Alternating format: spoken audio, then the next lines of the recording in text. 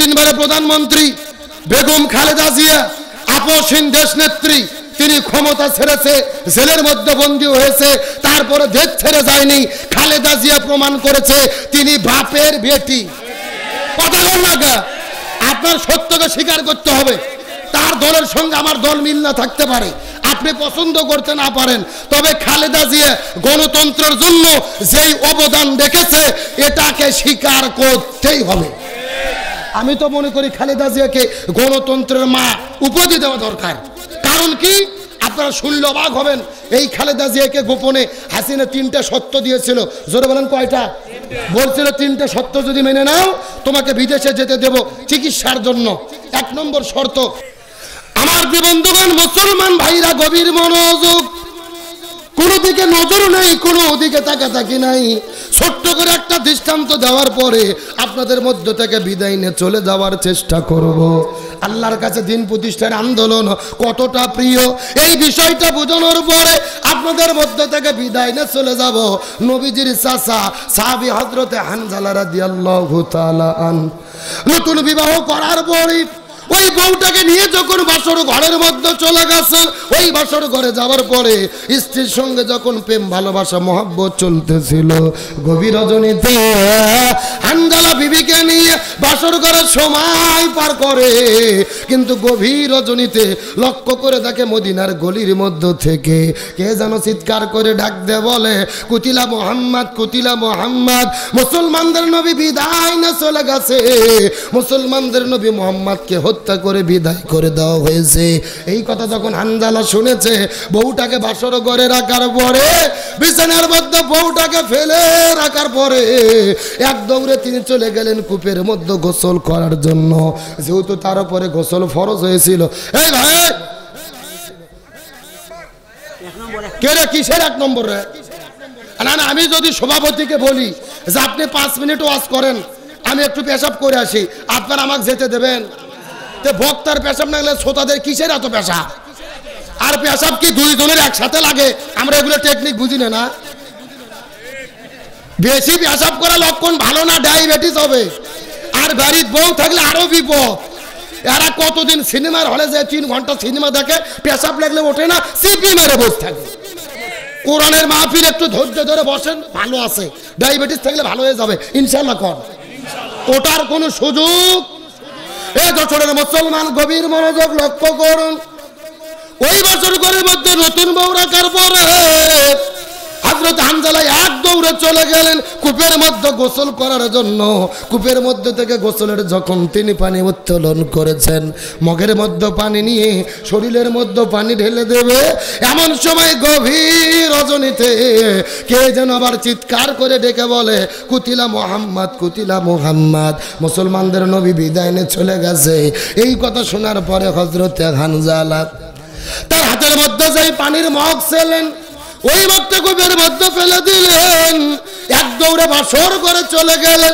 হাতের মধ্যে তরোয়াল নেওয়ার পরে এক দৌড়ে যখন তিনি জিহাদের ময়দানে দৌড়ানো শুরু করবেন, পিছন দিক থেকে তার বিবি হাত টেনে ধরেছে। টেনে ধরার পরে ডাক দিয়ে বলে, প্রাণের স্বামী, আপনি যুদ্ধ করতে যাবেন, আমার কোনো আপত্তি নাই, কিন্তু আপনার তো ফরজ গোসল বাকি আছে। আপনি গোসল না করে কেমন করে যুদ্ধের ময়দানে অপবিত্র শরীর নিয়ে চলে যাবেন?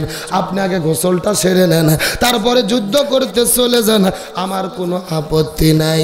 হানজালা ডাকতে বলে, বিবি রে, আমি যদি গোসল করা শুরু করি আর মুসলমানদের নবী উহুদের প্রান্তরে যদি শাহাদাত বরণ করে বিদায় নিয়ে চলে যায়, হাসরের ময়দানে আল্লাহ যদি আমার কাছে জিজ্ঞাসা করে বলে, হানজালা, মুসলমানদের নবী উহুদের ময়দানে শাহাদাত বরণ করে বিদায় নিয়ে চলে গেল, আর তুমি তখন বাসর ঘরের ভেতরে কেমন করে সময় বার করলা?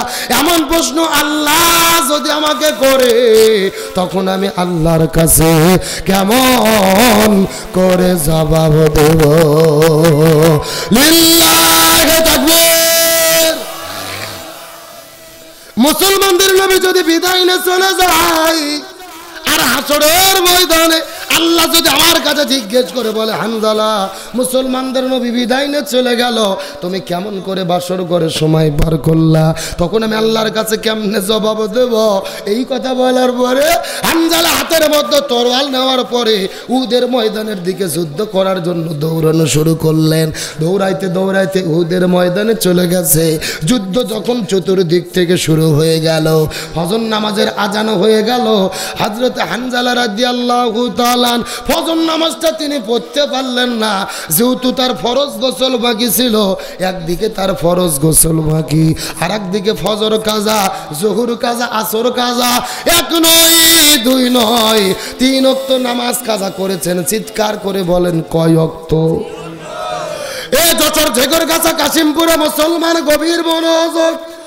একদিকে তার ফরজ গোসল বাকি, আর একদিকে 3 ওয়াক্ত ফরজ নামাজ কাজা করে যুদ্ধ করতে করতে আসর নামাজ পড়ার পরে লক্ষ্য করে দেখা গেল, কয়েকজন কাফেরকে বিদায় করে দেওয়ার পরে লক্ষ্য করে দেখা গেল পিছন দিক থেকে একটা কাফের আসার পরে হানজালার কাঁধ বরাবর যখন আঘাত করে ফেললেন, হানজালার দেহ থেকে কাল্লাটা আলাদা হয়ে গেল।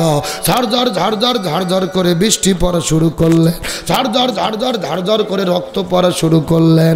হানজালার দেহ থেকে কাল্লাটা আলাদা হয়ে গেছে, তার শরীরের মধ্য থেকে ঝরঝর করে রক্ত পড়তে পড়তে কিছুক্ষণ পরে লক্ষ্য করে দেখা গেল আল্লাহর ডাকে সাড়া দিয়ে হযরত হানজালা রাদিয়াল্লাহু তাআলা শাহাদাতের নজরানা পেশ করে ওই বাসর ঘরের মধ্য থেকে উহুদে এসে জীবন দিয়ে বিদায় নিয়ে তিনি চলে গেলেন। এ কাশিমপুরে মুসলমান গভীর মনোযোগ লক্ষ্য করো, ওদের প্রান্তরে শুধু হানজালা নয়, নবীদের ৭০ জন সাহাবী জমিন থেকে বিদায় নিয়ে চলে গেছে। আজকেও যারা মক্কা মদিনার ভেতরে হজ আর উমরা করার জন্য চলে যান, ওখানে গেলেই কিন্তু দেখতে পারবেন উহুদ পাহাড়ের পাদদেশে একই জায়গার ভেতরে ৭০ জন সাহাবীকে কবরস্থ করে রাখা হয়েছে। আমার নবীজি বড় দয়া করে, মায়া করে, মহাব্বত করে করে, কান্না করে করে একই জায়গার ভেতরে ৭০ জন সাহাবীর কবর আমার নবীজি নিজে হাতে দিয়ে রেখেছে। কথা বলতে তোরা কারা দেখ। এ কাশিমপুরে মুসলমান গভীর মনোযোগ লক্ষ্য করুন, ওই মদিনা যাওয়ার পরে লক্ষ্য করে দেখি ওই মদিনায় হাজার হাজার পাহাড় দেখা যায়, কোন পাহাড় কিন্তু লাল না। উহুদ পার্কে যত পরিমাণ লাল দেখা যায়, অন্য পার্কে কিন্তু তত পরিমাণ লাল দেখা যায় না। আমি মদিনার মানুষদেরকে জিজ্ঞেস করলাম, এই মদিনার মানুষেরা এই মদিনার ভেতরে হাজার হাজার পাহাড়ের ভেতরে উহুদ পার্ক এত পরিমাণ লাল দেখা যায়, অন্যান্য পাহাড় এত পরিমাণ লাল না হওয়ার কারণ কি? তোমাদের কাছে জিজ্ঞেস করি বলো তো। এমন সময় মদিনার মানুষেরা বলে, হুজুর আমরা পূর্বপুরুষদের কাছে শুনেছি, কিতাবের মধ্যে পড়েছি, আমাদের নবী যখন উহুদের ময়দানে যুদ্ধ করতে গেছে, যুদ্ধ করতে করতে করতে করতে পিছন দিক থেকে একটা কাফের আসার পরে নবীজির মাথার মধ্যে যখন হেলমেটের মধ্যে আঘাত করেছে, নবীজির মাথার হেলমেটটা 2 ভাগ হয়ে গেছে। এক ভাগ যখন নবীজির মুখের মধ্যে ঢুকে পড়েছে, নবীজির দন্দন মোবারক শহীদ হয়ে গেছে। নবীজির মুখের মধ্য থেকে ঝরঝর ঝরঝর ঝরঝর করে যখন রক্ত পড়া শুরু করলেন, একটা ফোঁটা রক্ত যখন জমিনের মধ্যে পড়েছে, পুরো মদিনা থরথর থরথর থরথর থরথর করে কাঁপা শুরু করেছে। আর একটা ফোঁটা রক্ত যখন উহুদ পাহাড়ের নিচে পড়েছে, উহুদ পাহাড়টা কাঁপতে কাঁপতে কাঁপতে কাঁপতে কাঁপতে কাঁপতে ওই সাদা আর কালো থেকে লাল আকার ধারণ করেছে। লিল্লাহি তাকবীর। আমি নবী না চিনিলাম, কি ভুল করিলাম, আমি নবী না চিনিলাম, কি ভুল করিলাম, ভস্মে ঢালিলাম ঘি, মানুষ হইয়া জন্ম লইয়া মানুষের করিলাম কি, আমি মানুষ হইয়া জন্ম লইয়া মানুষের করিলাম কি। আমার নবীজির মুখে রক্ত পড়ার কারণে পুরো মদিনা লালে লাল হয়ে গেলেন। কিছুক্ষণ পরে নবীজি পাহাড়ের নিচে হাউ মাউ করে করে কান্না করা শুরু করলেন। নবীজি লক্ষ্য করে দেখতে পারেন মদিনার মধ্য থেকে একটা সুন্দরী মেয়ের বিয়ে বের হওয়ার পরে, একটা সুন্দরী মেয়ে ওই মদিনা থেকে বের হওয়ার পরে হাউ মাউ করে করে করে করে কান্না করে করে করে করে করে উদের প্রান্তরে দৌড়ে চলে আসে। নবীজি লক্ষ্য করে দেখতে পারলেন মেয়েটির হাতের মধ্যে মেহেদি, পায়ের মধ্যে মেহেদি। নবীজির বুঝতে বাকি রইল না, এই মেয়েটি বাসর ঘরের মধ্য থেকে উদ পারে দৌড়ে এসেছে। আস্তে করে নবী যাওয়ার পরে মেয়েটির কাছে জিজ্ঞেস করে বললেন, মা তুমি বাসর ঘরের মধ্য থেকে উদের প্রান্তরে কেন দৌড়ে চলে এসেছো জানতে চাই। মেয়েটি কান্না করতে করতে বলে, ইয়া রাসূলুল্লাহ আপনি কি আমাকে চিনতে পেরেছেন? ইয়া রাসূলুল্লাহ আপনি কি আমাকে চিনতে পেরেছেন? আমি তো সেই মেয়ে গতকালকে বিকেলবেলা আপনার চাচা হানজালার সঙ্গে আপনি যেই মেয়েটিকে বিবাহ করে দিয়েছিলেন। ওগো নবীজি আপনার কি মনে পড়ে গতকালকে বিকেলবেলা আপনার চাচা হানজালার সঙ্গে যেই মেয়েটিকে আপনি বিবাহ করে দিয়েছিলেন, আপনার চাচা আমাকে বিয়ে করার পরে যখন সঙ্গে করে নিয়ে বাসর ঘরে চলে গেল, ওই বাসর ঘরের ভেতরে আমাদের প্রেম ভালোবাসা মহব্বত চলতেছিল। কিন্তু এমন সময় বাড়ি থেকে কে যেন চিৎকার করে বলে, কুতিলা মুহাম্মদ, কুতিলা মুহাম্মদ, মুসলমানদের নবী এই জমিন থেকে বিদায় নিয়ে চলে গেছে। এই কথা শোনার পরে আমার স্বামী বাসর ঘর থেকে বের হয়ে এক দৌড়ে উহুদের ময়দানে চলে এসেছিল। ওগো নবীজি আমি জানতে পেরেছি বিকেলবেলা আমার স্বামী শহীদ হয়ে গেছে, এই জন্য উহুদের ময়দানে দৌড়ে দৌড়ে চলে এসেছি। ওগো নবীজি আপনি ভুল বুঝবেন না, আমার ওপরে আপনি মন খারাপ করবেন না। আমার স্বামী বিদায় নিয়ে চলে গেছে, এই জন্য আমি কান্না করি না। আমার কান্না করার কারণ হলো আমার স্বামীর ফরজ গোসল বাকি আছে। আপনি একটু আমার স্বামীর জন্য গোসলের ব্যবস্থাটা করে দেবেন। যশোর মুসলমান গভীর মনোযোগ বোঝার চেষ্টা করেন।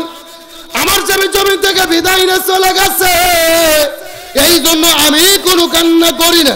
আমার কান্না করার কারণ আমার স্বামীর ফরজ গোসল বাকি, আপনি গোসলের ব্যবস্থাটা করে দেবেন। তার কারণ ইসলামী শরীয়তের বিধান হলো যদি কোনো ইমানদার মুসলমান যুদ্ধের ময়দানে যাওয়ার পরে যুদ্ধ করতে করতে শাহাদাত বরণ করে বিদায় চলে যায়, এদেরকে নতুন করে গোসল করানো হয় না, নতুন করে কাপড়ের কাপড় পরানো হয় না। আল্লাহ বলেন, ইয়া রাসূলুল্লাহ ওই যুদ্ধের ময়দানে জিহাদ করতে গিয়ে যারা শাহাদাত বরণ করবে এদের গোসল দেওয়ার দরকার নাই, এদেরকে নতুন করে কাপড়ের কাপড় পরানোর দরকার নাই। রক্তমাখা জামা নিয়ে এই মানুষগুলোকে কবরে দাফন করে দেবেন। এই মানুষগুলো হাসরের ময়দানে রক্তমাখা জামা নিয়ে আল্লাহর কাছে শহীদদের কাতারে দাঁড়ায়া যাবে। লিল্লাহি তাকবীর। যশোর কাশিমপুর ঝেকরগাছার মুসলমান গভীর মনোযোগ। এই জন্য মেয়েটি কান্না করে করে বলে, হুজুর আমার স্বামী বিদায় নিয়ে চলে গেছে, এই জন্য আমি কান্না করি না। আমার কান্না করার কারণ আমার স্বামীর ফরজ গোসল বাকি, আপনি দয়া করে একটু স্বামীর জন্য গোসলের ব্যবস্থাটা করে দেন। তার মানে মেয়েটি প্রমাণ করেছেন ইমানের বলে যারা বলিয়ান হয়, ইমানের শক্তিতে যারা শক্তিমান হয়, হাসতে হাসতে জীবন দেয়, তারপরে বাতিলের কাছে মাথা নত করে। এই বাংলাদেশ আমাদের নাকিব, আমাদের হাবার। মৌলানা মতিউর রহমান নিজামী, আব্দুল কাদের মোল্লা, সালাউদ্দিন কাদের শাখা চৌধুরী, আলী হাসান মোহাম্মদ মুজাহিদ, এই মানুষগুলো হাসতে হাসতে ওই ফাঁসির দড়িতে ঝুলেছে, তারপরে জালেমের কাছে মাথা নত করে।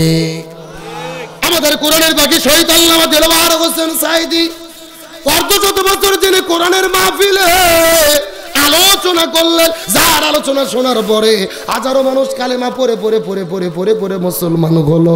যেই মানুষটা কাবা ঘরের মধ্যে ঢুকে নামাজের অনুমতি পাইল, যেই মানুষটাকে বুকের মধ্যে জোরে ধরে কাবা শরীফের ইমামে চুমু খাইলো, ওই মানুষটাকে 13 বছর ধরে জেলের মধ্যে বন্দি রাখার পরে জেল থেকে বের করে হসপিটালে ভর্তি করে ইনজেকশনের সিরিজের মধ্যে বিষ ঢুকায়া আল্লামা সাঈদীর শরীরে তারা পরিকল্পিতভাবে বিষ প্রয়োগ করে আল্লামা সাঈদীকে তারা হত্যা করেছে।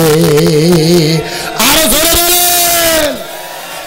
1 কোরআনের পাখিকে 13 বছর ধরে জেলে বন্দি রাখার পরে জেল থেকে বের করে হসপিটালে ভর্তি করে যেই ডাক্তারকে চিকিৎসা করার দায়িত্ব দিয়েছিলেন, এই ডাক্তারের নাম বলেন ডাক্তার মোস্তফা জামান।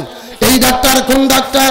যেই ডাক্তার 2013 সালে শাহবাগের গণজাগরণ মঞ্চে দাঁড়িয়ে স্লোগান দিয়েছিল, সতে সাইদি তুই রাজাকার, তুই রাজাকার, রাজাকারের ফাঁসি চাই। যেই লোকটা আল্লামা সাইদির ফাঁসি চাইলো, ওই লোকটাকে দিল চিকিৎসা করার দায়িত্ব। আমাদের বগুড়ার ভাষায় বলে শিয়ালের কাছে ছাগল বাগি। আরো ধরে বলেন, ওই হসপিটালে 2টা নার্স বলেছেন, এই ডাক্তার মোস্তফা জামান যখন আল্লামা সাইদির শরীরে ইঞ্জেকশন পুশ করেছে, তার কিছুক্ষণ পরে আল্লামা সাইদি মৃত্যুর কোলে ঢলে পড়েছে। তার মানে বোঝা গেল আল্লামা সাইদির মৃত্যু কোনো স্বাভাবিক মৃত্যু ছিল না, এটা পরিকল্পিত হত্যাকাণ্ড। সুতরাং বর্তমান সরকারকে বলতে চাই, ওই কোরআনের পাখি আল্লামা সাইদিকে পরিকল্পিতভাবে যারা মৃত্যুর দিকে ঠেলে দিয়েছে, এদের প্রত্যেককেই গ্রেফতার করে ফাঁসির দড়িতে ঝোলাতে হবে। কিন্তু মনের মধ্যে বড় কষ্ট, স্বৈরাচার হাসিনা নেতৃবৃন্দদেরকে ফাঁসি দিল, আল্লামা সাইদিকে হত্যা করলো। আমরা চেয়েছিলাম দেশ নতুন করে স্বাধীন হয়েছে, আমরা সঠিক বিচার পাবো, নিরপরাধ মানুষগুলো জেল থেকে মুক্তি পাবে। কিন্তু মনের মধ্যে বড় কষ্ট, হাসিনা পালিয়ে যাওয়ার পরে বর্তমান সরকারের 6 মাস পার হয়ে গেল, অথচ নিরপরাধ একজন মানুষ আমাদের প্রিয় নেতা এটিএম আজহার ইসলামকে এখন পর্যন্ত মুক্ত করে দেওয়া হয় নাই। আমার মনে বলে স্বাধীন দেশে এর চাইতে বড় কষ্টের বিষয় আর একটাও হতে পারে না। তার কারণ পুরো পৃথিবী বলেছে অন্যায়ভাবে বিচার করেছে। আমিরে জামাত বলেছেন 25 তারিখের ভেতরে এটিএম আজহার ভাইকে যদি মুক্ত করে দেওয়া না হয়, আমিরে জামাত ঘোষণা দিয়েছেন আমি নিজেই স্বেচ্ছায় কারাবরণ করব, আদালতে যাব। সরকারকে বলি আমিরে জামাত আদালতে যাওয়ার আগে আজহার ভাইকে মুক্ত করে দেন, নতুবা আমিরে জামাত আদালতে একা যাবে না, সারা বাংলাদেশের অন্তত কোটি জনতা তার সামনে দাঁড়াবে। তার কারণ নিরপরাধ মানুষের সঙ্গে আমরা আছি না নাই? ভালো করে বোঝেন, এই যে বেগম খালেদা যে দেশ নেত্রী, আপসহীন দেশ নেত্রী, তার বিরুদ্ধে 37টা মামলা ছিল। যেরকম কয়টা? গতকালকে দেখলাম 37টা মামলা খালাস করে দেওয়া হয়েছে। তিনি লন্ডনে গেছে, চিকিৎসা নিচ্ছে। আমরা দোয়া করি আল্লাহ সুস্থ করুক, বলেন আমিন। কিন্তু আমার কথা হলো, ডক্টর মোহাম্মদ ইউনূসের নির্বাহী আদেশে বেগম খালেদা জিয়া যদি মুক্তি পায়, সবাই যদি মুক্তি পায়, তো এটিএম আজহার কেন মুক্তি পাবে না? কেউ পাবে, কেউ পাবে না, তা হবে না। আরে ভাই, কেউ পাবে, কেউ পাবে না, এটাই তো বৈষম্য। আর ওই বৈষম্যর জন্য কি আমরা দেশকে স্বাধীন করেছি? আমরা সরকারকে বলি তারেক জিয়ার সমস্ত মামলাকে বন্ধ করে দেন, খারিজ করে দেন, এটিএম আজহার ভাইকে মুক্ত করেন। যত মিথ্যা মামলা বাংলাদেশে ছিল সবগুলো মামলা খারিজ করে নিরপরাধ মানুষদেরকে মুক্ত করে দেন। দেশের জনগণ আপনার পক্ষে দাঁড়াবে। আর যদি আপনারা জনগণকে আবার রাজপথে নামান, আমিরে জামাত যদি রাজপথে নামে, কোটি জনতা রাজপথে নামবে, পরিস্থিতি আলাদা দিকে চলে যাবে, হয়তো সামাল দিতে পারবেন না। এমন বিশৃঙ্খলা আমরা দেখতে চাই না। কথা বল না গা, আমরা চাই নিরপরাধ মানুষ মুক্ত হোক, জমিনে ফিরে আসুক, দলমত রাজনীতি বুঝি না, সবাই মিলে এই দেশে আমরা থাকতে চাই কি চাই না? আর যারা আলেমের বিরুদ্ধে লাগিয়েছিল, আল্লামা সাইদিকে হত্যা করেছিল 14 আগস্টে, হাসিনা পালিয়ে গেছে 5 আগস্টে। তার মানে আল্লামা সাইদিকে হত্যা করার পরে একটা বছরও তারা ক্ষমতায় থাকতে পারেনি। এগুলো কার খেলা? এ জোরে বলেন তো, আছে নাকি পালাইছে? কোথায় আওয়ামী লীগ, কোথায় কাদের কাকা, কোথায় গেল ওই জালেমের গরম গরম কথা? জোরে ঠিক বলেন, জোরে বলেন। এ যারা ঠিক বলবে না মনে করবেন এই গ্রুপের লোক। জোরে বলেন ঠিক। কোথায় আওয়ামী লীগ, কোথায় কাদের কাকা, কোথায় গেল ওই জালেমের গরম গরম কথা? খেলা হবে, খেলা হবে, খেলা হবে, খেলা হবে, খেলা হবে, বইলা কাকা গেল পালাইয়া। খেলা হবে ডাইরেক্ট কে বলেছিল? এ জনগণ কি কাদের? কাউয়া কাদের? আমার ভাই হাসার জন্য বলিনি, ওবায়দুল কাদের মানুষের অন্তরে যত জ্বালা দেশে এত জ্বালা কেউ দেয়নি। কথা কর না কে? ওরা বলেছিল কি শেখের বেটি পালায় না, পালাইছে না আছে? আমার দিকে তাকান, ইরশাদ সরকারকে আপনারা চিনতেন? ইরশাদ চাচা, তিনি ছিলেন স্বৈর শাসক, ক্ষমতা ছেড়েছে, জেলের মধ্যে বন্দী হয়েছে, তাও ইরশাদ চাচা ধ্যাত ছাড়া হয়নি। ইরশাদ চাচা প্রমাণ করেছে তিনি বাপের বেটা, কথা বল না। আর তিনবারে প্রধানমন্ত্রী বেগম খালেদা জিয়া, আপসহীন দেশ নেত্রী, তিনি ক্ষমতা ছেড়েছে, জেলের মধ্যে বন্দী হয়েছে, তারপরে দেশ ছেড়ে যায়নি। খালেদা জিয়া প্রমাণ করেছে তিনি বাপের বেটি, কথা বল না। আপনার সত্যকে স্বীকার করতে হবে। তার দলের সঙ্গে আমার দল মিল না থাকতে পারে, আপনি পছন্দ করতে না পারেন, তবে খালেদা জিয়া গণতন্ত্রের জন্য যেই অবদান রেখেছে এটাকে স্বীকার করতেই হবে।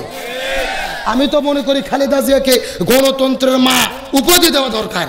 কারণ কি, আপনারা শুনলে অবাক হবেন, এই খালেদা জিয়াকে গোপনে হাসিনা 3টা শর্ত দিয়েছিল। জোরে বলেন কয়টা? বলছিল 3টা শর্ত যদি মেনে নাও তোমাকে বিদেশে যেতে দেব চিকিৎসার জন্য। 1 নম্বর শর্ত, তুমি যে দুর্নীতি করেছো এই দাঁড়কে স্বীকার করে হাসিনার কাছে ক্ষমা চাও, তাহলে তুমি যেতে পারবে। 2 নম্বর শর্ত দিয়েছিল, খালেদা জিয়ার পাসপোর্টে লেখা আছে জন্ম তারিখ হলো 15ই আগস্ট। হাসিনা বলেছিল এটা পরিবর্তন করে 14ই আগস্ট করতে হবে, তার কারণ 15ই আগস্টে মুজিবরের জন্মদিন, মুজিবরের মৃত্যুবার্ষিকী, শোক দিবস, ওই দিনে কোনো সন্তানের জন্ম হওয়া যাবে না। এরা কত বড় জালেম চিন্তা করছেন। কেন জন্ম হয় কার হুকুমে? আর এরা মুজিবর মরছে দেখে ওই দিনে কারো জন্ম হতে দেবে না, আটকে রাখবে। কত বড় জালেম চিন্তা করে দেখেন। এটা হলো 2 নম্বর শর্ত। আর 3 নম্বর শর্ত দিয়েছিল আপনি জীবনে রাজনীতি করবেন না, মুচলেখা দিয়ে লিখিত দিয়ে লন্ডনে চলে যান, চিকিৎসা করেন। খালেদা জিয়া বলেছিল আমি প্রয়োজনে জেলে থেকে জীবন দেব, তাও হাসিনার কাছে মাথা নত করব না। ইরশাদের সঙ্গে 10 বছর আন্দোলন করেছে, মাথা নত করেনি, হাসিনার কাছেও মাথা নত করেনি। আসলে সত্যি তিনি প্রমাণ করেছেন তিনি আপসহীন দেশ নেত্রী, কথা বল না। তাকে গণতন্ত্রের মা উপাধি দেওয়া দরকার। এই জন্য বলি খালেদা জিয়াও দেশ ছাড়েনি। জামাতের নেতারা কি দেশ ছেড়েছে? জামাতের নেতৃবৃন্দ ফাঁসির দড়িতে ঝুলেছে, তারপরে দেশ ছেড়ে যায়নি। তারা প্রমাণ করেছে তারা ইসলামী আন্দোলনের একনিষ্ঠ কর্মী। তাহলে কেউ দেশ ছেড়ে গেল না। আপনারা দেশ ছেড়ে গেলেন কেন? ও বলেছিল শেখের বেটি পালায় না। আল্লামা সাইদি বলেছিল হাসিনা যা বলে তা করে না, যা করে তা বলে না। আগের দিনে বলছে শেখের বেটি পালায় না, পরের দিনে উনি পালিয়ে গেল। আছে না পালাইছে? বলেছিল খেলা হবে, খেলা কি হয়েছে? আমার দিকে তাকান, এই যে এইদিকে লক্ষ্য করেন। আমাদের বগুড়াতে 80 বছরের একটা বৃদ্ধ চাচা, কয় বছর? 2 বছর আগে ভোটের দিনে চিন্তা করছে 8টার থেকে যেহেতু ভোট, ও ফজর নামাজ পড়ার পরে চিন্তা করছে আমি আর অজু নষ্ট করব না। অজু আটকে থুয়ে ফজরের অজু দিয়ে ভোট দিতে গেছে। চাচা ভোট দিতে যাওয়ার পরে দেখে চাচা যাওয়ার আগে আর এক আল্লাহর ওলি এসে তাহাজ্জুদের নামাজ পড়ে দিয়ে গেছে। কথা কি বোঝা গেছে? চাচা গেছে ফজরের অজুতে ভোট দিতে, ওরা কাম সারতে কিসের অজু দেয়? তাহাজ্জুদের অজু দিয়ে। চাচা মন খারাপ করে চলে যাচ্ছে, ছেলেবেলা ডাকতে দেয় চাচা শোনেন বাড়ির যে চাচিকে নিষেধ করবেন, চাচিও যেন না আসে, তার কারণ চাচির ভোটও দেওয়া হয়ে গেছে। তখন চাচা বলতেছে কে বাবা, তোমার চাচি মরে গেছে 6 বছর আগে। জোরে বলেন কয় বছর আগে? বলছে 6 বছর আগে তোমার চাচি মারা গেছে। আজকে কখন ভোট দিতে এসেছিল, আমাকে ডাক দিলে তবে একটু দেখা করতাম। আমার ভাইরা আসার জন্য বলিনি।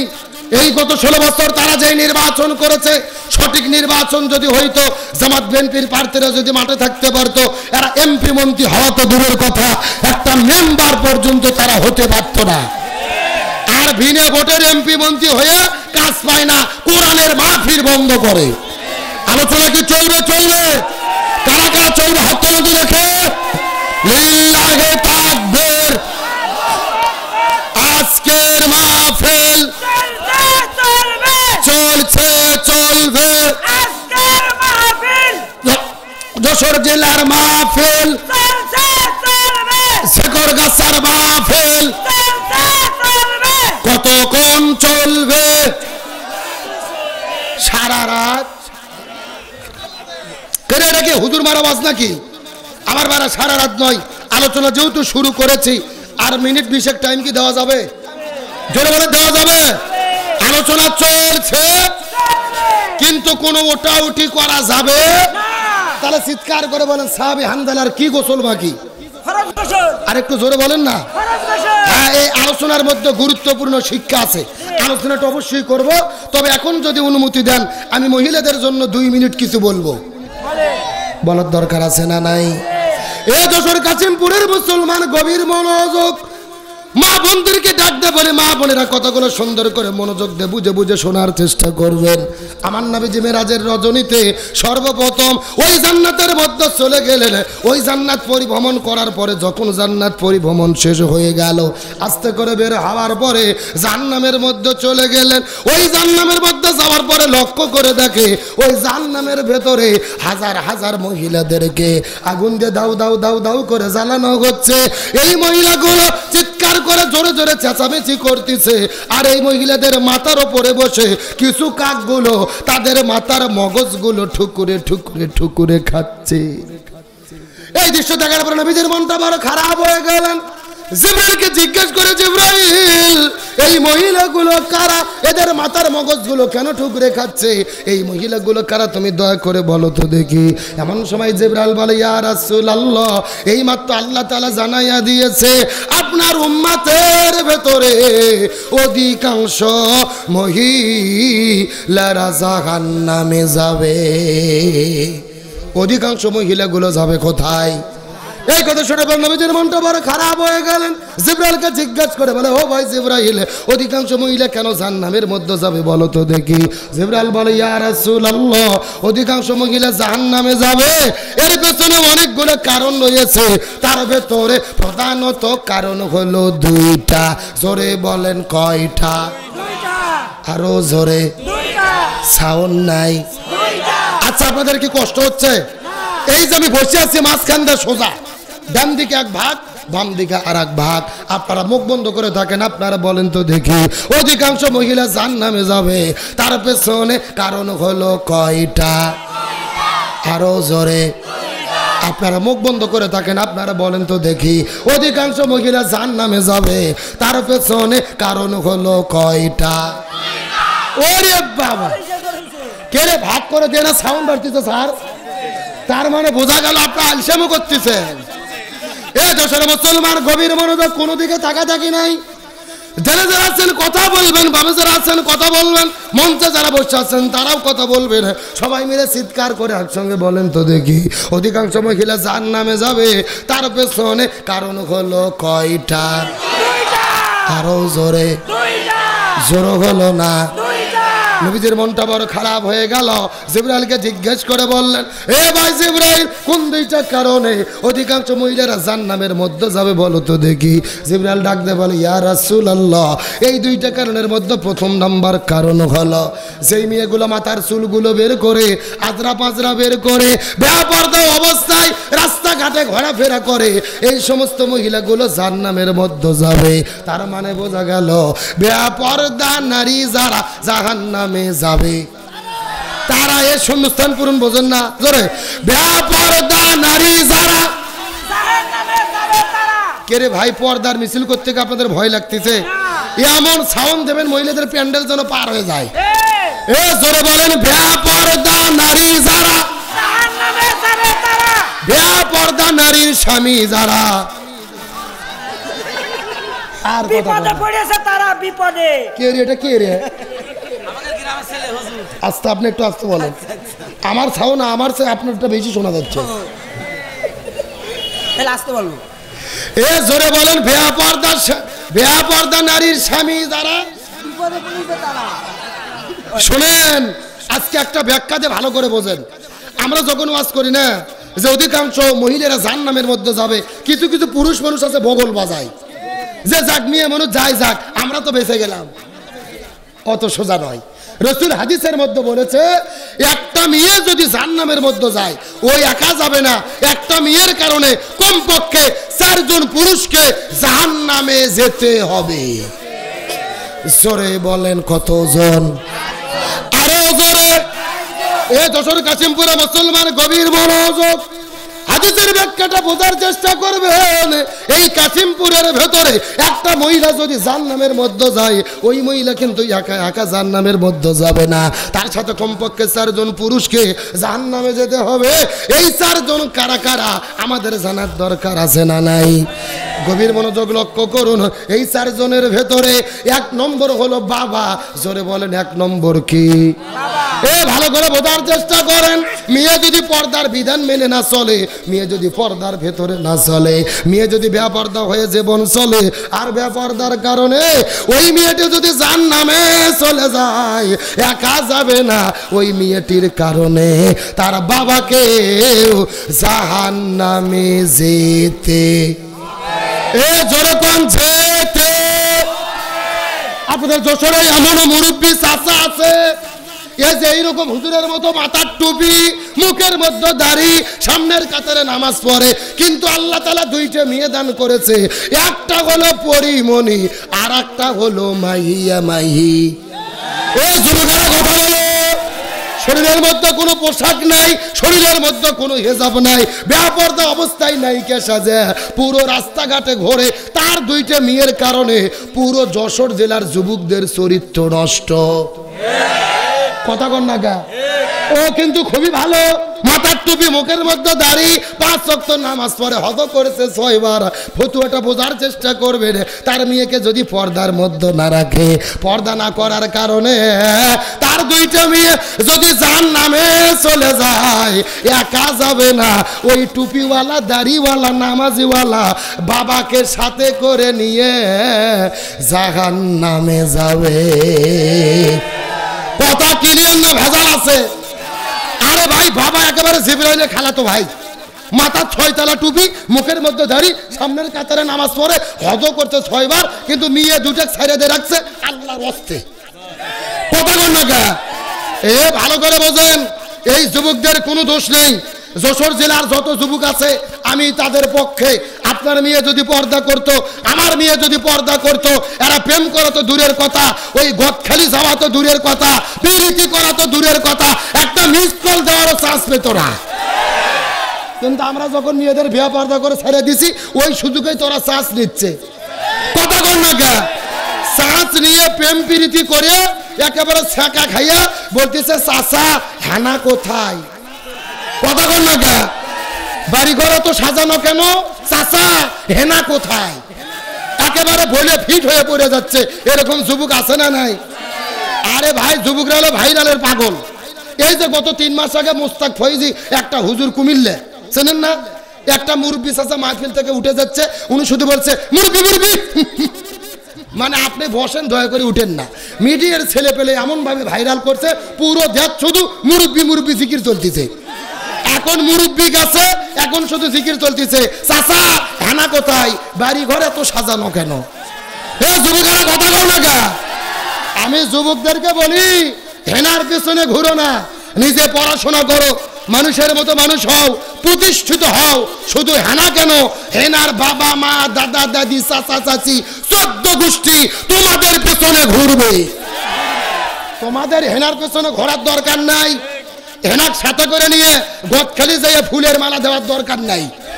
তুমি পড়াশোনা ভালো করো, চরিত্র ভালো করো, মানুষের মতো মানুষ হও।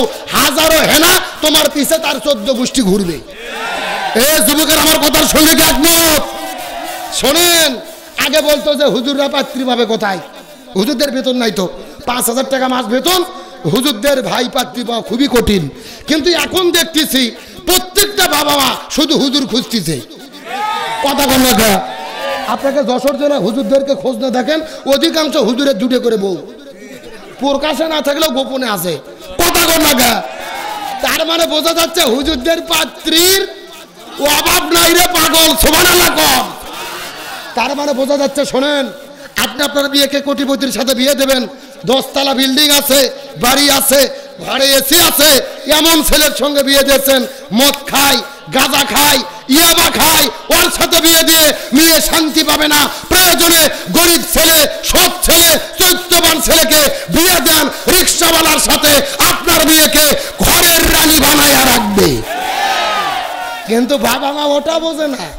ওর ধান্দা কোন ছেলের বাড়ি আছে, গাড়ি আছে, যে এমন বিয়ে দেশে মেয়ের টাইমই দেয় না জামাই, সারাদিন মদ গাঁজা এবার খেয়ে উপরে পড়ে থাকে। কথা বল না কে? এই জন্য বলতে চাই, শান্তি টাকার মধ্যে নাই। সৎ চরিত্রবান ছেলে খোঁজেন, হুজুর খোঁজেন, আলেম খোঁজেন, মেয়ে বিয়ে দেন, আপনার মেয়েকে রানী করে রাখবে। আসেন, যেখান থেকে আলোচনা নিয়ে গিয়েছি, 1 নম্বর, একটা মেয়ের জন্য কয়জন জান্নামে যাবে? 1 নম্বর কে? বাবা। তাহলে মেয়ে যদি পর্দা না করে, তার জন্য বাবাকে জান্নামে যেতে একটা এক্সাম্পল দেই, শোনেন। আপনার একটা মেয়ের বয়স হল 18 বছর, ধরে কোন কয় বছর? 18 বছরের সুন্দরী মেয়ে, সুন্দর করে বরকা পরে দিয়েছেন, হাত মুজো, পাও মুজো, মুখ ঢাকা, পুরো শরীর ঢাকা। ওই মেয়ে যদি আপনাদের কাশিমপুরের সাইড দিয়ে হেঁটে যায়, এই যুবকেরা দেখার পরে বলবে, আসসালামু আলাইকুম খালাম্মা, কেমন আছেন? কথা কথা। তার কারণ ভেতরে খালা না আপা বোঝার কোনো বুদ্ধি। আপনার মেয়েকে আপা খালা করে চলে যাবে। কিন্তু আপনার বইয়ের বয়স যদি 42 বছর হয়, 42 বছরের বুড়ি, মাথার চুল ছেড়ে দিয়ে আজরা পাজরা বের করে পোল্ট্রি মুরগির মতো নাইকে সাজে, হাই হিল পরে, কিলকিল করে, রূপবানে নাচে, কোমর দুলাইয়া ভাঁজ দিয়ে যদি রাস্তা দিয়ে হেঁটে যায়, এই যুবকেরা যাইয়া কি খালা বলবে? বলবে আসসালামু আলাইকুম আপা, কিছুক্ষণ পরে খেপা। কথা বল না কে? তার মানে মহিলাদের সম্মান নিতে গেলে, ইজ্জত নিতে গেলে আগে পর্দার মধ্যে ঢুকতে হবে। এই জন্য আল্লাহর কোরআন বলেছেন, ওয়াকরনা ফি বুয়ুতিকুন্না ওয়ালা তাবাররুজনা তাবাররুজাল জাহিলিয়াতিল উলা। হে মহিলারা, বাড়ি থেকে বের হবে তোমরা হেজাব করে পর্দার মধ্যে বের হও, জাহিলিয়াত যুগের মেয়েদের মতো বের হইও না। কার কথা? ফতুয়া ভালো করে বোঝেন। মেয়েদের ব্যবসা করতে নিষেধ নেই, চাকরি করতে নিষেধ নেই, স্কুল কলেজে পড়তে নিষেধ নেই, তবে শর্ত হলো পর্দার ভেতর থেকে করতে হবে। আর একটা উদাহরণ আপনাদেরকে দেই, আপনাদের যশোরে কি শুটকি মাছ পাওয়া যায়? কতক্ষণ পাওয়া যায়? এই যে আমার বাম পাশে জাহাঙ্গীর স্যার বসে আছে, সবাইকে আপনারা চেনেন। একটা উদাহরণ দিচ্ছি বোঝেন। এই জাহাঙ্গীর স্যার 1 কেজি শুটকি মাছ কিনছে। কয় কেজি? শুটকি মাছ কেনার পরে ঘরের মধ্যে রাখে, ঘরের দরজাও খুলে রেখেছে, পাতিলের মুখটাও খোলা রেখেছে। বাড়ির পাশে যাচ্ছিল একটা বিড়াল, বিড়ালের নাকে তখন শুটকি মাছের গন্ধ লাগছে, এক দৌড়ে স্যারের বাড়ির যায় দেখে ঘরের দরজাও খোলা, পাতিলের মুখটাও খোলা। এখন বলেন তো, বিড়ালের শুটকি মাছ খাওয়ার জন্য কি বিসমিল্লাহ বলা লাগবে? বিড়াল বিসমিল্লাহ ছাড়াই শুটকি মাছ খাওয়া শুরু করছে। রাগের তো শরীর, স্যারের তো শরীরে রাগ। 800 টাকা কেজি শুটকি মাছ খাইয়ে শেষ করলো। বিড়ালক ধরেই এমন মারা মারছে, একেবারে পান্টি দিয়ে পিটাইয়া কোপাইয়া বলছে, আগামীকালকে আবার যদি আসিস তো জবে করে দুনিয়ার থেকে শেষ করে দেবো। এই বলে বিড়ালটিকে ছেড়ে দিয়েছে। পরের দিন আবারও 1 কেজি শুটকি মাছ কিনে ঘরের মধ্যে রাখে, পাতিলের মুখ খোলা, ঘরের দরজা খোলা। আগের দিনের বিড়াল যদি পরের দিনে আবার স্যারের বাড়ির বাসার কাছ দিয়ে যায়, আর যদি নাকের মধ্যে শুটকি মাছের গন্ধ লাগে, ভাই বলেন তো বিড়ালটি শুটকি মাছের কাছে যাবে কি যাবে না? আর ধরে বলেন, যাবে কি যাবে না? তার মানে শুটকি মাছের যদি নিরাপত্তা দিতে চান, ঘরের দরজা বন্ধ করতে হবে, শুটকি মাছের পাতিলের মুখটা রক্ষা করতে হবে। ঘরের দরজা খুলে, পাতিলের মুখ খুলে যেরকম শুটকি মাছের নিরাপত্তা দেওয়া যায় না, একই রকম মহিলাদেরকে বেপর্দা করে রাস্তাঘাটে ছেড়ে দিয়ে, যুবকদেরকে ইফটিজিংয়ের আইন দিয়ে, র‍্যাব পুলিশ দেখাইয়া মহিলাদের ইজ্জতের নিরাপত্তা দেয় না। শুটকির নিরাপত্তার জন্য ঢাকা রাখা জরুরি, আর মহিলাদের নিরাপত্তার জন্য আল্লাহর কোরআনের বিধান পর্দা জরুরি। কথা ক্লিয়ার না ভেদাল আছে? আচ্ছা, যুবকদের পক্ষে ওয়াজ করতেছি, ইয়াসিন আরাফাত খবর কি? তারপরে এরা বসতেছে না, কারণ কি তোমাদের ওয়াজিত করতেছি? বসো দেখি। হ্যাঁ বসো। তাহলে চিৎকার করে বলেন, একটা মহিলার সঙ্গে কয়জনকে জান্নামে যেতে হবে? 4 জন। জোরে বলেন কতজন? এই 4 জনের মধ্যে 1 নম্বর হলো বাবা, 2 নম্বর হলো ভাই। কথাগুলো বোঝার চেষ্টা করবেন। 2 নম্বর হলো ভাই। কোন বোন যদি জান্নামের মধ্যে যায়, ওই বোনটা যদি ভাইয়ের অধীনে বসবাস করে, আর ভাই যদি বোনকে পর্দা করতে বাধ্য না করে, এই ছোট বোনটি যদি ওই পর্দা না করার কারণে জান্নামের মধ্যে চলে যায়, একা যাবে না, ওই ছোট বোনটির কারণে ভাইটিকেও জাহান্নামে যেতে। 1 নম্বর বাবা, 2 নম্বর ভাই, আর 3 নম্বর হলো স্বামী। 3 নম্বরকে আপনাদের বউ যদি জান্নামের মধ্যে চলে যায়, কোন স্ত্রী যদি জান্নামের মধ্যে চলে যায়, একা যাবে না, ওই স্ত্রীর কারণে স্বামীকেও জাহান্নামে যেতে। এক নম্বর বাবা, 2 নম্বর ভাই, 3 নম্বর স্বামী, 4 নম্বর হলো ছেলে। কোনো বৃদ্ধ মহিলা যদি ছেলের অধীনে বসবাস করে, বড় ছেলের অধীনে যদি মায়ের বসবাস হয়, আর মাউটি যদি পর্দার মধ্যে না চলে, পর্দার বিধান মেনে না চলে, ওই মাউটি যদি জাহান্নামের মধ্যে চলে যায়, একা যাবে না, ওই মাউটির কারণে ছেলেকেও জাহান্নামে যেতে। জোরে বলেন কতজন? এক। কে রে ভাই, মুখস্থ করলে কি গুণ হবে? জটিল ওয়াজ করতেছি, জটিল ওয়াজ সারা জীবন কাজে লাগবে। জোরে বলেন কতজন? 1 নম্বর হলো বাবা, 2 নম্বর হলো ভাই, 3 নম্বর স্বামী, 4 নম্বর ছেলে। 1 নম্বর বাবা, 2 নম্বর ভাই, 3 নম্বর স্বামী, 4 নম্বর ছেলে। জোরে বলেন কতজন? 1 2 3 4।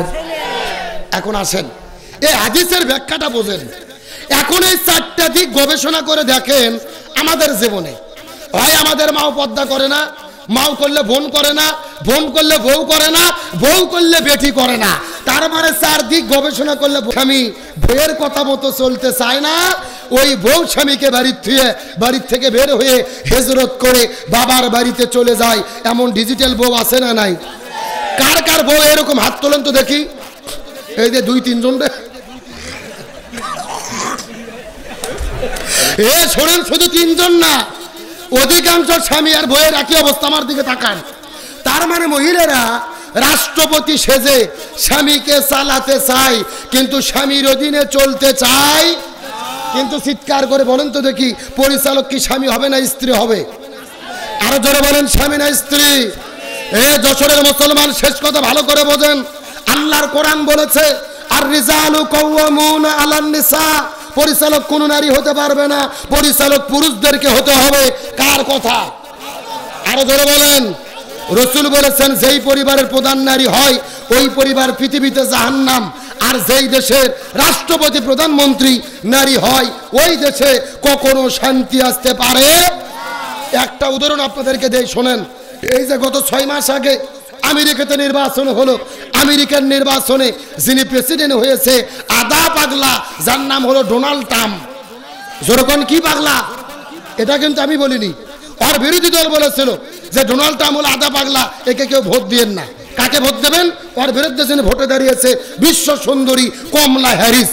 কিন্তু আমেরিকার লোক আদা পাগলা ডোনাল্ড ট্রাম্পকে ভোট দিয়েছে, কমলা হ্যারিসকে ভোট দেয়নি। আমেরিকার লোকও প্রমাণ করেছে আদা পাগলা ডোনাল্ড ট্রাম্প ভালো, তাও বিশ্ব সুন্দরী কমলার জ্বালা ভালো না। আমেরিকার লোক বুঝলো রে। আর আমরা বাংলাদেশের 90% মুসলমান বুঝতে পারলাম না, আমরা ঘুরে ফিরে নারীর হাতে ক্ষমতা তুলে দিলাম। পরিষ্কার করে বলতে চাই, আল্লাহর যুগান্তরকারী ঘোষণা, নারী কোনো পরিচালক হতে পারবে না, পুরুষদেরকে পরিচালক হতে হবে। সুতরাং এতদিন যা করেছি ভুল করেছি, আগামীর জন্য সিদ্ধান্ত গ্রহণ করব, আগামীতে বাংলাদেশে আর কোনো নারী প্রধানমন্ত্রী দেখতে চাই না। আগামীতে পুরুষ প্রধানমন্ত্রী কারা কারা দেখতে চান? দুটো হাত তুলে দেখা।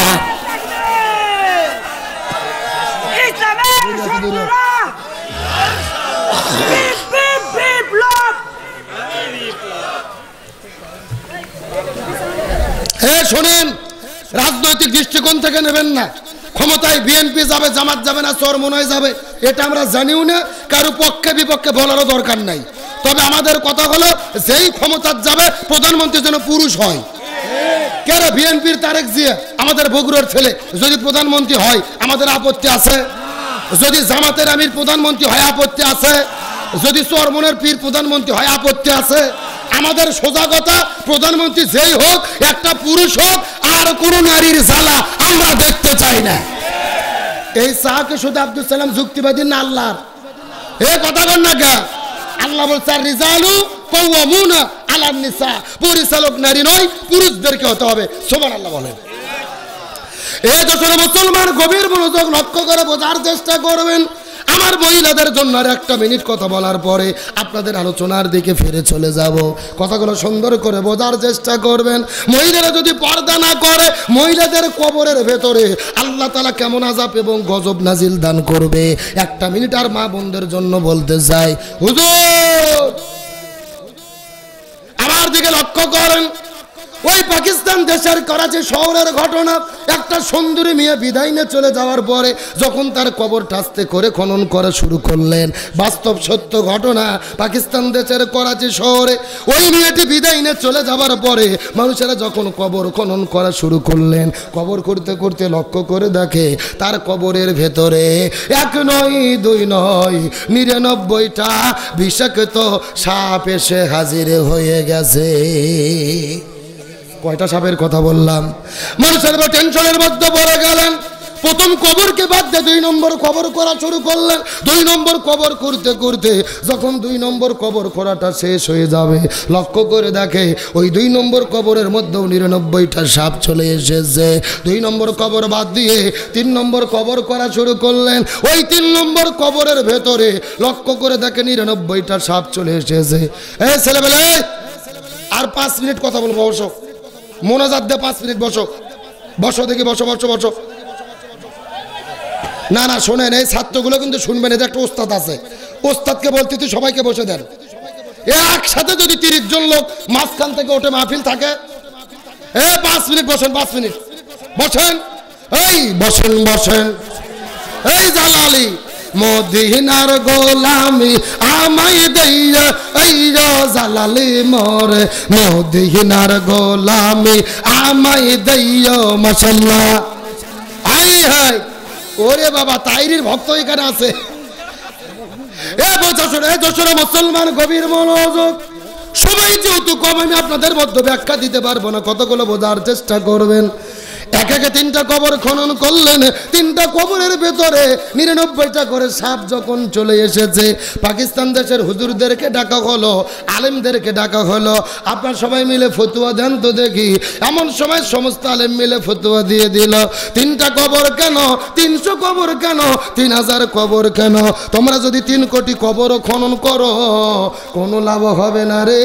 ওই মেয়েটি যে পাপ করেছে, ওই পাপের কর্মফল তাদের কবরে ভোগ করতে হবে। মেয়েটি যেই পাপ করেছে, পাপের কর্মফল কোথায় ভোগ করতে হবে? তাহলে মেয়েটি কি পাপ করলো জানার দরকার আছে না নাই?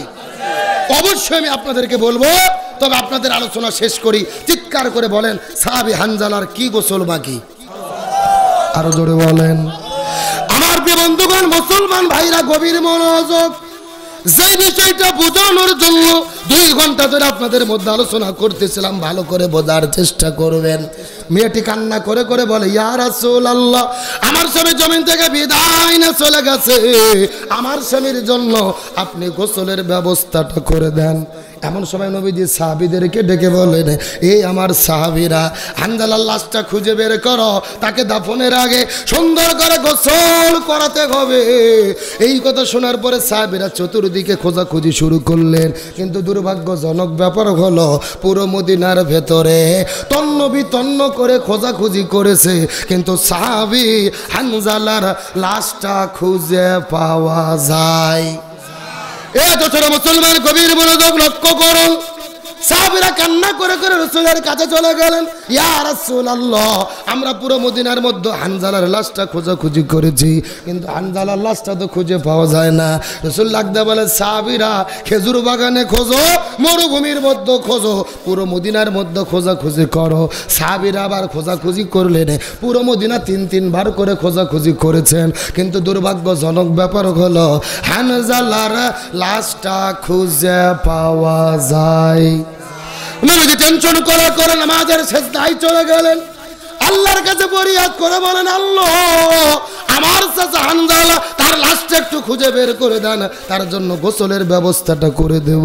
এই কথা বলে বলে নবীজি যখন সিজদার মধ্যে চলে গেলেন, হাউমাউ করে কান্না করে করে আকাশের দিকে লক্ষ্য করে দেখে আকাশ থেকে ঝরঝর করে বৃষ্টি পড়তিছে।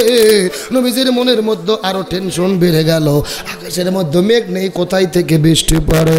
আবার নবী সিজদায় চলে গেল, কান্না করা শুরু করলেন। কিছুক্ষণ পরে আল্লাহর পক্ষ থেকে জিবরাইল আসার পরে বলে, ইয়া রাসূলুল্লাহ, আপনি টেনশন করবেন না, আপনার চাচা হানজালা ফরজ গোসল বাদ দিয়ে 3 ওয়াক্ত ফরজ নামাজ বাদ দিয়ে ওই বাসর ঘরের মধ্য থেকে জিহাদের ময়দানে আসার পরে যুদ্ধ করতে করতে জীবন দিয়ে শহীদ হয়ে বিদায় নিয়ে চলে গেছে। আল্লাহ তাআলা হানজালার উপরে এত বেশি রাজি খুশি হয়ে গেছে, স্বয়ং আমার আল্লাহ আরশে আজিম থেকে জান্নাতি ফেরেশতা পাঠায়া হাউজে কাউসার আর জমজমের পানি দিয়ে আপনার চাচা হানজালার জন্য গোসলের ব্যবস্থাটা করেছে। লিল্লাহি তাকবীর। এ দোষরা মুসলমান গভীর মনোযোগ, যেই বিষয়টা বোঝানোর জন্য এতক্ষণ পর্যন্ত আলোচনা করেছি, একদিকে ফরজ গোসল বাকি আর একদিকে 3 ওয়াক্ত ফরজ নামাজ বাকি। যুদ্ধের ময়দানে গিয়েছে, জিহাদ করে শহীদ হয়েছে, আল্লাহ রাজি খুশি হয়ে জান্নাতে ফেরেশতা দিয়ে তার গোসলের ব্যবস্থাটা করেছে। তার মানে বোঝা গেল ফরজ গোসলের চেয়ে ফরজ নামাজের চেয়ে আল্লাহর কাছে সবচাইতে প্রিয় হলো এই জমিনের ভেতরে কোরআন বিজয়ের আন্দোলন করা। এই জন্য আল্লাহর কোরআন বলেছেন, ওয়ামা ওয়াসাইনা বিহি ইব্রাহিমা ওয়া মূসা ওয়া ঈসা আন আকিমুদ্দিন ওয়ালা তাতাফাররাকু ফি। আল্লাহর যুগান্তরকারী ঘোষণা, এই পৃথিবীতে হযরতে মূসা, ঈসা, ইব্রাহিম আলাইহিস সালাম যত নবী রাসূল প্রেরণ করেছি, সব নবী রাসূলের দায়িত্ব ছিল তারা যেন জমিনে দ্বীন কায়েম করে। ওয়ালা তাতাফাররাকু ফি, তোমরা যদি মুসলমান হও তোমরাও দ্বীন কায়েমের আন্দোলন করো, এই ব্যাপারে কোনো দলাদলি করা যাবে না। কার কথা? শেষ কথাটা ভালো করে মাথার মধ্যে ঢুকান। এই যে আপনাদের মধ্যে কোরআন বের করেছি, এই কোরআনের 82 জায়গার মধ্যে আল্লাহ বলেছেন আকিমুস সালাহ ওয়া আতুজ যাকাত, তোমরা নামাজ কায়েম করো, যাকাত প্রদান করো। কিন্তু নামাজ আর যাকাতের ব্যাপারে ওয়ালা তাতাফাররাকু ফি, তোমরা দলাদলি করো না, এমন কথা আল্লাহ কোরআনে বলেনি। আল্লাহর কোরআন বলেছেন ওয়ালিল্লাহি আলান নাসি হিজ্জুল বাইত, যদি তোমাদের সামর্থ্য থাকে হজ করো, আতিমুল হজ ওয়াল উমরা, হজ করো, উমরা করো, তবে হজ আর উমরা নিয়ে ওয়ালা তাতাফাররাকু ফি, তোমরা দলাদলি করো না, এমন কথা আল্লাহ কোরআনে বলেনি। আল্লাহর কোরআন বলেছেন কুতিবা আলাইকুমুস সিয়াম, রমজান মাসে রোজা ফরজ করলাম, রোজা রাখো, তবে রোজা রাখার ব্যাপারে ওয়ালা তাতাফাররাকু ফি, তোমরা দলাদলি করো না, এমন কথা আল্লাহ বলেনি। আল্লাহর কোরআন বলেছেন ফাযকুরুনি আযকুরুকুম, তোমরা আমার জিকির করো, আমিও তোমাদের জিকির করব, তবে জিকির নিয়ে তোমরা দলাদলি করো না, এমন কথা আল্লাহ বলেনি। কিন্তু আল্লাহর কোরআন বললেন আনাকিমুদ্দিন, তোমরা দ্বীন কায়েম করো, ওয়ালা তাতাফাররাকু ফি, এই ব্যাপারে কোনো মত পার্থক্য করো না। তার মানে আল্লাহ খুব ভালো করে জানে নামাজ, রোজা, হজ, যাকাত, জিকির, তাসবিহ এইগুলো নিয়ে জমিনে কোনো দলাদলি হবে না। এই পৃথিবীতে যত দলাদলি হবে কোরআন বিজয়ের আন্দোলন নিয়ে। আল্লাহর বক্তব্যকে মিলে ভালো করে আমার কথা শোনেন। আপনাদের কাশিমপুরে একটা চাচা, বয়স হলো 80 বছর, জোরে বলেন কয় বছর? 80 বছরের বৃদ্ধ চাচা, 5 ওয়াক্ত নামাজ জামাতে পড়ে, মাথার টুপি, মুখের মধ্যে দাড়ি, সামনের কাতারে নামাজ পড়ে। আপনাদের এলাকার এইরকম একটা হুজুর আস্তে করে যে চাচা বলতে, চাচা বাংলাদেশ কোরআন দিয়ে চালাতে হবে, কোরআনকে বিজয় করতে হবে। ওই চাচা নামাজ পড়তে পড়তে লাফ দিয়ে উঠে বলতেছে, এই হুজুর রাজনীতি করে রে। কতক্ষণ কতক্ষণ? তার মানে ওর কাছে নামাজ ভালো লাগে, রোজা ভালো লাগে, হজ যাকাত ভালো লাগে, আল্লাহর জমিনে আল্লাহর দ্বীন কায়েম ভালো লাগে। একেবারে পরিষ্কার কথা, যার কাছে নামাজ রোজা হজ যাকাত ভালো লাগে, আল্লাহর জমিনে আল্লাহর দ্বীন কায়েম ভালো লাগে না, এরাই হলো টাটকা মুনাফিকের গোষ্ঠী। তার কারণ মুনাফিকের সর্দার ছিল আব্দুল্লাহ ইবনে উবাই, রসুলের পিছে নামাজ পড়তো, মাথার টুপি, মুখের মধ্যে দাড়ি। কেন মুনাফিকের সর্দার হলো? কারণ হলো দুইটা। এক নম্বর, নবীর নেতৃত্ব মানেনি। দুই নম্বর, জমিনে দিন কায়েমের বিরোধিতা করেছে। সুতরাং বাংলাদেশে মুসলমান পরিচয় দিয়ে যারা দিন কায়েমের বিরোধিতা করে, যারা মনে করবেন মুনাফিকের খালাতো ভাই তারা। সুতরাং আজকের বলি, আল্লাহর কাছে সবচাইতে প্রিয় হলো কোরআন বিজয়ের আন্দোলন করা। বাংলাদেশে যদি শান্তি চাই, কোরআনকে বিজয় করতে হবে। আমাদের স্বাধীনতার 54 বছর পার হয়ে গেছে, একদল ক্ষমতায় এসেছে আর এক দল চলে গেছে, আমরা শান্তি পাইনি। সুতরাং আজকের আলোচনার সর্বশেষ ঘোষণা, এই বাংলাদেশে সব দল দেখা শেষ। আগামীতে আলেমদের নেতৃত্বে কোরআনের বাংলাদেশ। সুতরাং আল্লাহর কাছে সবচাইতে প্রিয় কোরআন বিজয়ের আন্দোলন করা। এই বাংলাদেশে কোরআনকে বিজয়ী করতে ইসলামী আন্দোলনের কর্মী হয়ে কাজ করার শপথ নিতে কারা কারা রাজি আছেন? দুটো হাত আল্লাহকে তুলে দেখা। ধ্যান থাকবি, দেন ভালো করে থাকবি, দেন দেখি।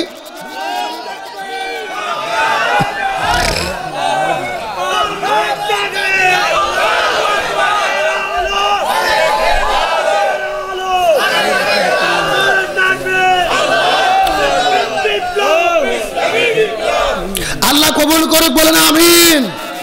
আর 2 মিনিট কি বলবো, কিন্তু কমিটি বারবার বলতেছে শ্বাস করেন। 11:30টায় ভূত হচ্ছে, শ্বাস করেন। 2 মিনিট বলবো, কবরে কয়টা সাপ? 99টা। 2 মিনিট বলবো, সবাই কি শুনবেন? কারা কারা শুনবেন হাত তোলেন তো দেখি। লিল্লাহি তাকবীর। হাত না মানে একটা লোক ধরে থাকতে পারবে না। বসেন, যে যেখানে আছেন বসেন। আপনাদের আলোচনা শেষ। আমি আপনাদেরকে বুঝাইতে চাইছি, বাংলাদেশে বাবার নীতি, বেটির নীতি, চাচার নীতি, চাচির নীতি, স্বামীর নীতি, বইয়ের নীতি, শান্তি আসবে না যতদিন কোরআনের নীতি বাস্তবায়ন না হবে। আর কোরআনের এই আহ্বানকে কেউ কি বন্ধ করতে পারবে?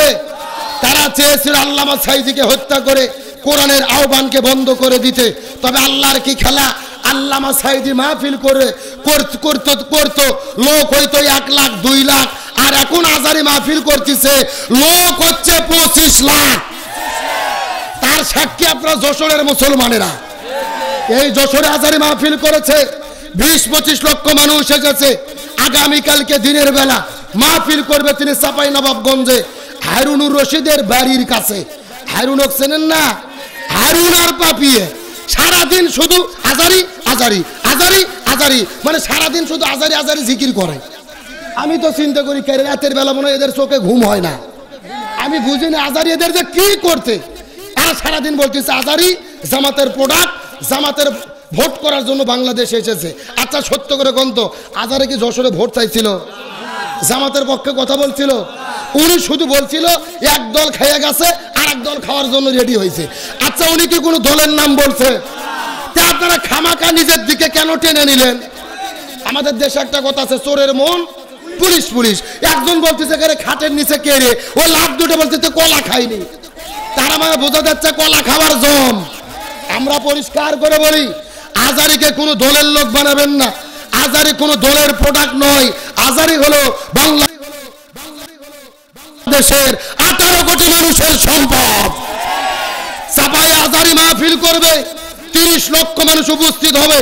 আগামীকালকে মাহফিল, আজকে দুপুর থেকে হাজার হাজার মানুষ তার মাহফিলে গিয়ে ভিড় জমা। 4 লাখ বার বলেন। আবার এক নেতা বলছে আজারির মাহফিলে লোক নাকি টাকা দিয়ে ভাড়া করে আনে। আচ্ছা বলেন তো, টাকা দিয়ে কি 20 লাখ লোক আনা সম্ভব? বাংলাদেশের যত রাজনৈতিক দল আছে সমাবেশ করে, টাকা দিয়ে লোক ভাড়া করে নিয়ে যায়। লোক থাকে ততক্ষণ, বিরিয়ানির প্যাকেট পায় না যতক্ষণ। এ কথা কোন না? আর আজারির মাহফিলে 3 দিন আগে লোক বসে থাকে। এটা টাকার জন্য নয়, এটা হলো আল্লাহর কোরআনের ভালোবাসা। আল্লামা সাঈদী বলেছিল, এই যে লাখ লাখ লোক আমার মাহফিলে আসে, আর আমার জন্য আসে না, আর আল্লাহর কোরআনের আকর্ষণে আসে। সুতরাং বাংলাদেশে প্রমাণ হয়েছে, আল্লামা সাঈদীকে হত্যা করে, আজারিকে দেশছাড়া করে, আমির হামজাকে জেলবন্দি করে কোরআনের গণজোয়ারকে বন্ধ করা যায়নি। প্রমাণ হয়েছে, আজারির মাহফিল প্রমাণ করে আগামীর বাংলাদেশ হবে কোরআনের বাংলাদেশ। আগামীর বাংলাদেশ হবে ইসলামের বাংলাদেশ। কিন্তু আজারির মাহফিল দেখে অন্তরে জ্বালা হারুনের আর তার বউ হলো পাপিয়ের। এদেরকে বলি অত জ্বলে লাভ নাই, আগামীকালকে তোমাদের বুকের ওপরে খেলা হবে। কথা বল না, মানে হারুনের বাড়ির পাশে মাহফিল। আমি বলতেছি জ্বলনি বেশি উঠতে পারে, পাগলা মলম কিনে রাখো, বেশি জ্বললে লাগাও, বেশি বিরোধিতা করো না। চাপায়ে যত মাহফিল উপস্থিত হবে, যদি প্রসাব করে প্রসাবের ছোটো তোমরা ভাইসা চলে যাবা।